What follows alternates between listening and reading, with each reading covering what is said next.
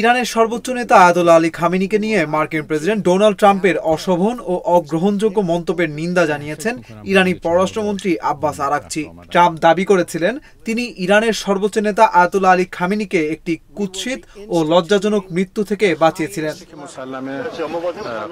এ প্রসঙ্গে শনিবার আরাকচি সামাজিক যোগাযোগ মাধ্যম এক্সে একটি পোস্ট দেন। সেখানে তিনি লেখেন, যদি প্রেসিডেন্ট ট্রাম্প সত্যি একটি চুক্তি চান তাহলে তাকে ইরানের সর্বোচ্চ নেতা গ্র্যান্ড আয়াতুল্লাহ খামেনির প্রতি অশোভন ও অগ্রহণযোগ্য ভাষা পরিহার করতে হবে।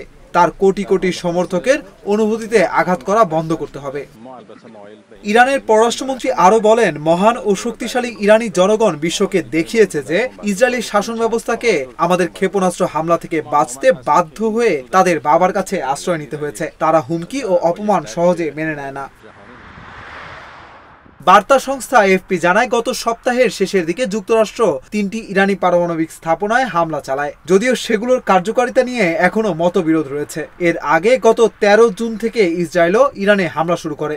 আমেরিকার মধ্যস্থতায় 12 দিন পর ইরান ও ইসরায়েল যুদ্ধবিরতিতে সম্মত হয়। যোগাযোগ মাধ্যমে ইরানকে পুনরায় পারমাণবিক চুক্তি নিয়ে আলোচনায় ফিরে আসার আহ্বান জানান, তবে ইরান এই আহ্বান প্রত্যাখ্যান করেছে।